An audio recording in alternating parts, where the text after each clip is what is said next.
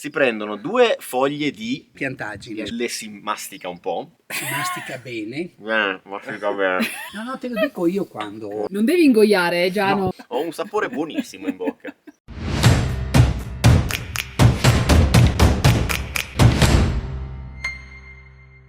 Buongiorno amici, benvenuti in questo nuovo video. Quello che succederà oggi è un po' più un'incognita per noi. Diamo un po' di contesto, ore 6 del mattino, siamo dalle parti di Asiago. Sull'altipiano di Asiago. Perché alle 6 del mattino siamo ad Asiago? Adesso lo scoprite. E lo scopriamo anche noi, tra l'altro, ma solo dopo le debite presentazioni. Qui con noi i personaggi che ci seguiranno in questa folle avventura. Abbiamo con noi Romeo, che è l'esperto, e poi lo chef Alessandro Daldegan. Forse vi ricorderete di lui per video come quello della Tana Gourmet. Mi sembra di stare in India con le mucche che non si spostano. Prima destinazione Malgalarici, di sotto. Il clima non è dei migliori, ma siamo fiduciosi. Momento colazione.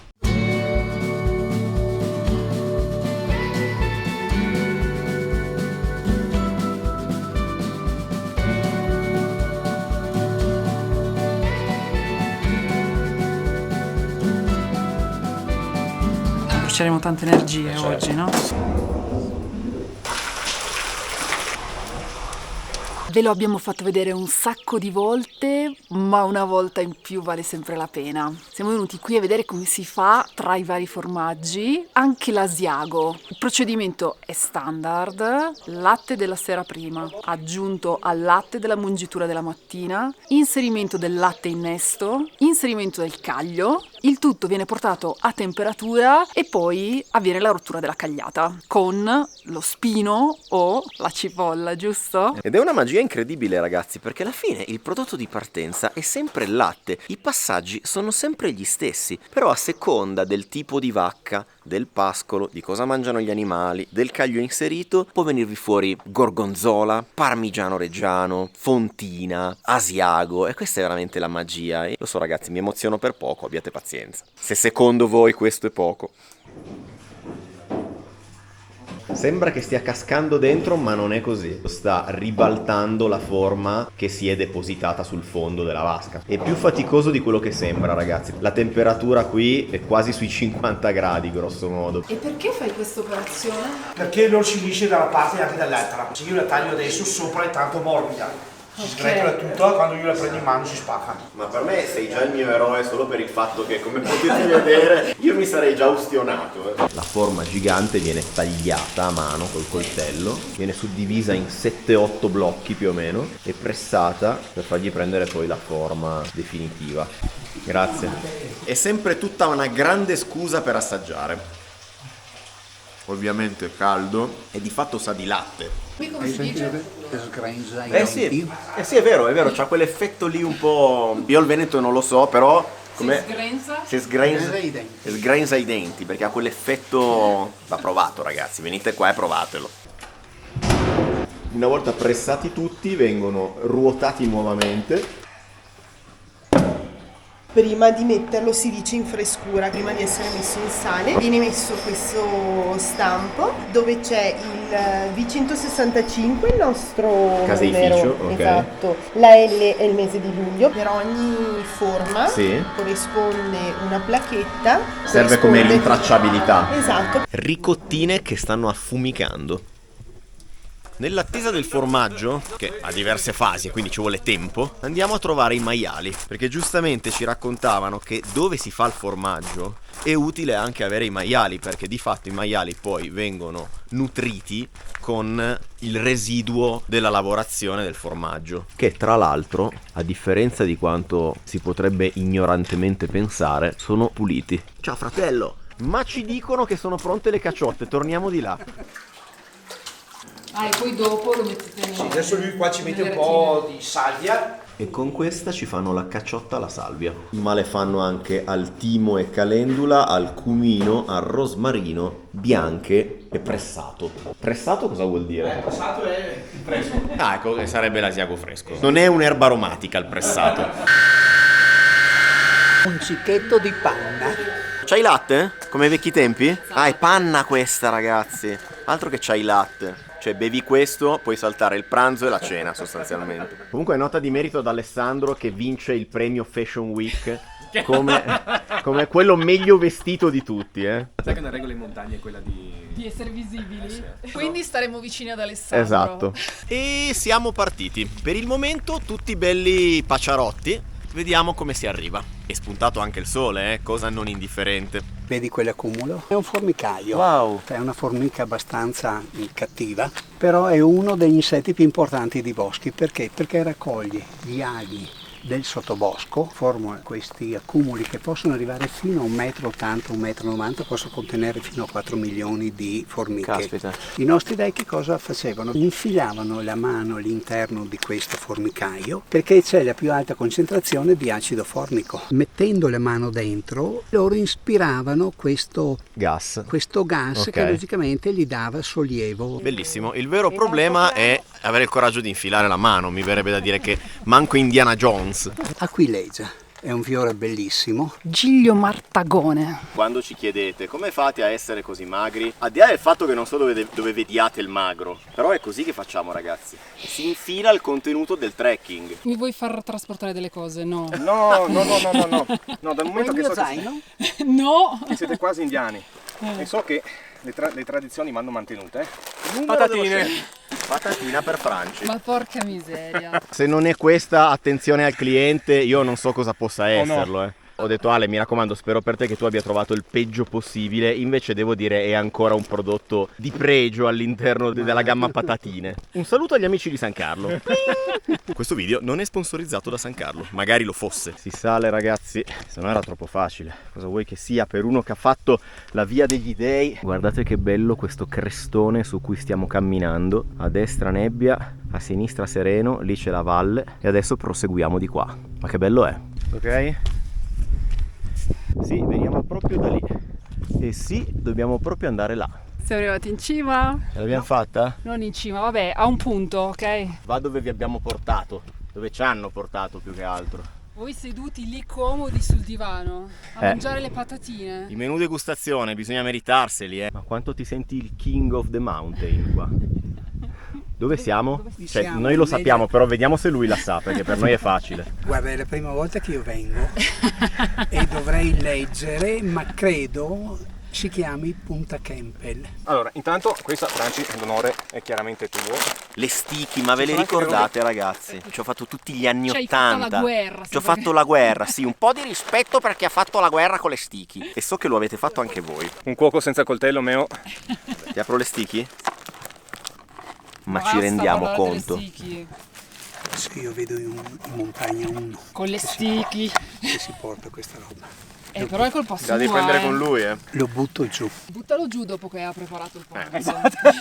Ormai questo coltello di Daldegan giapponese, quindi mi fido. Ma come taglia bene! Anch'io voglio i coltelli di Daldegan. Ah beh, qui ragazzi abbiamo quello tuttofare che apri, fa anche da lecca francobolli, qualsiasi cosa. Giustamente ho provocato Romeo e giustamente non potevano tirare fuori. Però nel frattempo non hai tagliato il formaggio. No, questa è tutta una scusa per non far niente. Out of my mind, how could I be so blind? How could I not see? Awake on the floor, looking up, wanting more. This is so unreal.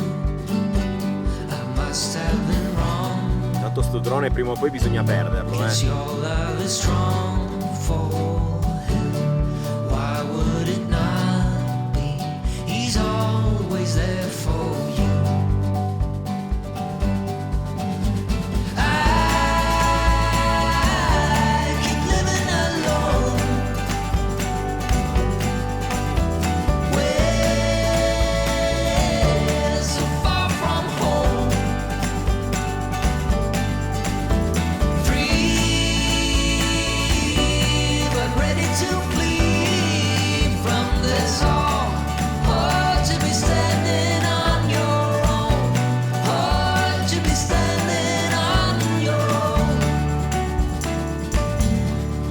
Franci come San Francesco. Quasi. Pranzetto finito, proseguiamo. Dovrebbe essere tutta discesa, così ci han detto, Postazione della prima guerra mondiale. Nebbia.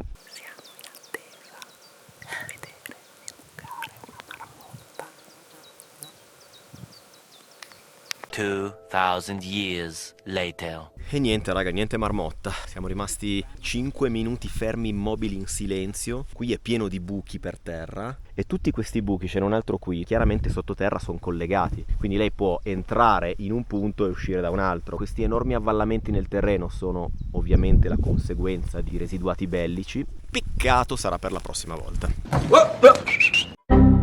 Ma come sarebbe il mondo senza Nutella e intelligenza artificiale?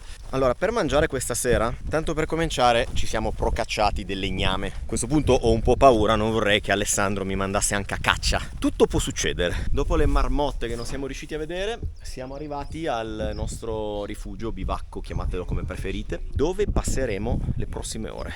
Faremo una bella cenetta e dormiremo. Il ramo, per caso che non ti accorgi dell'erba alta, ti taglia una vena, con i pantaloni riesci in qualche modo a cavartela sia nei punziglioni, sia logicamente delle ortiche. Poi al telefono uno che per la privacy chiameremo Alessandro D mi ha detto ma no, ma va benissimo, anzi no, Alessandro D è troppo chiaro, facciamo Adal Degan. Mi ha detto ma no, ma va benissimo il pantalone corto. Non sta a dirmi una roba del genere. Ragazzi, il rimedio di Romeo, chi sono io per non dare retta? Perché che cosa hai combinato prima? Cosa ho combinato? I pantaloni corti e sono dovuto passare in 1,5 metri di ortiche. Quindi adesso per evitare l'amputazione si prendono 2 foglie di piantaggi. Le si mastica un po'. Si mastica bene.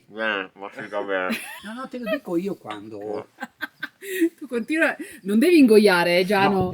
Buona piantaggi. Può avere un po' d'olio. Quando senti la poltiglia, la levi. Buona, vero? E la appoggi logicamente sulla parte che hai. È talmente buona che vorrei inghiottire se possibile. Poi prendete questa cosa qua, la spalmate qua e fate... Ma si può vedere su YouTube questa roba? Cioè mi spalmo il prezzemolo qua così sulla gamba. Bello ma non bellissimo, mi rendo conto, Dopo che avete condito il vostro stinco alla maggiorana. Pronti per il forno. Esatto. Ho un sapore buonissimo in bocca. Dai, ce n'è ancora un po', mastica. No, ma sento che mettendola qua mi è già guarita anche di qua. Perché la circolazione l'ha portata dall'altra parte. La cosa bella è che stiamo tutti a guardarlo e nessuno che gli dà una mano. Interessante la cosa. Sapete che di notte viaggiano sopra la testa bestioline lunghe così. Capirai. Ma siamo stati in India. Perché servono questi? Perché la pentola è di diverse grandezze. Esatto. E hai bisogno di un fuoco a una potenza diversa. Gin meritatissimo, ragazzi.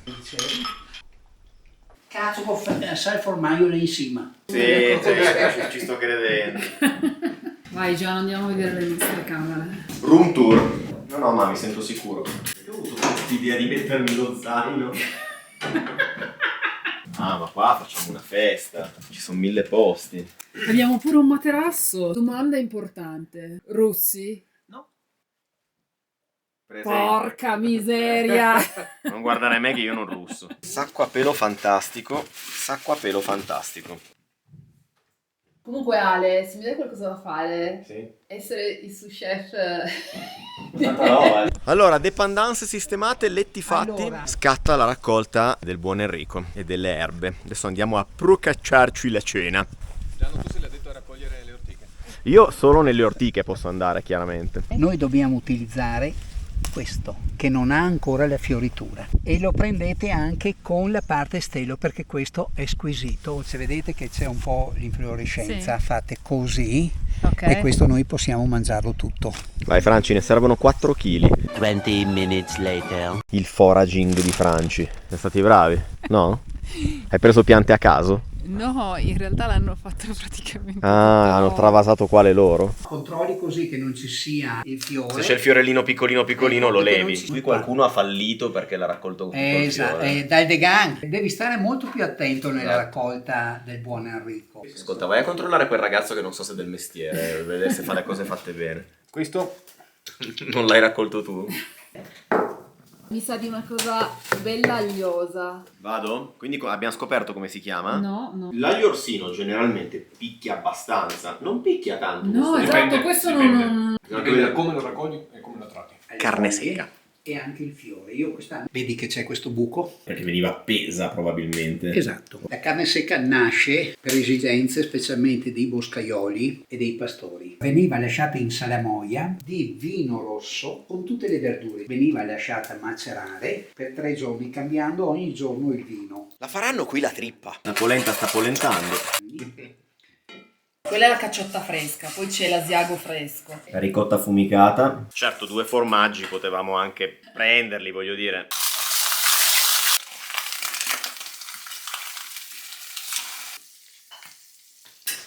Beh ragazzi, che signor piatto comunque alla fine.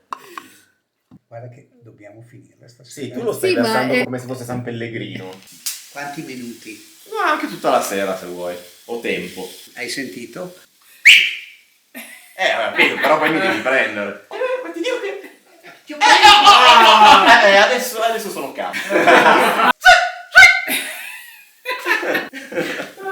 È stata una bellissima serata. Franci si è già imbustata. Noi vi salutiamo e ci vediamo domattina. Forse. Buongiorno. Che spettacolo questa mattina. Siamo immersi in questa situazione qua. Sono le 7 del mattino, siamo da soli nell'arco di non so quante decine di chilometri. No, scusate ragazzi, non ve l'ho filmata, l'abbiamo già fatta la colazione. Ovviamente non potremmo sopravvivere senza le mitiche marmellate del mitico Ale Daldegan.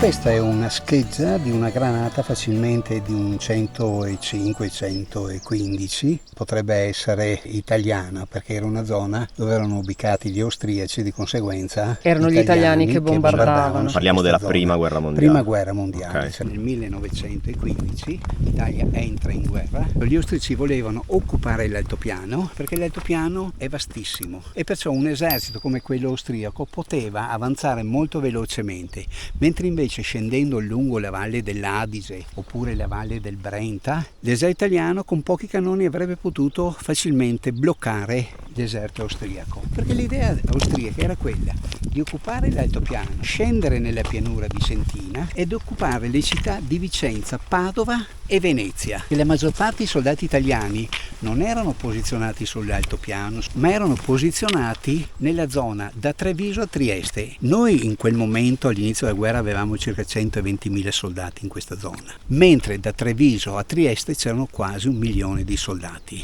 E allora gli austriaci hanno pensato, se noi riusciamo a tagliare in 2 l'Italia, non avrebbero più avuto la possibilità di mandare i rifornimenti a questo milione quasi di soldati, ed essendo accerchiati l'Italia avrebbe perso la guerra. Però la guerra non è stata più una guerra di velocità e di sfondamento come era stata ipotizzata dagli austriaci, ma è diventata una guerra di posizione, strutture, gallerie, migliaia di chilometri di trincee, proprio in questo contesto, proprio sull'altopiano. Questo è un filtro di una maschera antigas. Il più famoso è la iprite, che provocava ustioni di 3° grado. Rimanevano soltanto le ossa. Questa è una gavetta dove mangiavano i soldati. Tu pensa, senti il peso potrebbe essere attorno al 1,5 kg. Questa poteva viaggiare a 150-180 km all'ora. Alcune volte le schegge erano talmente tanto lunghe che potevano tagliare il corpo in 2 di un soldato.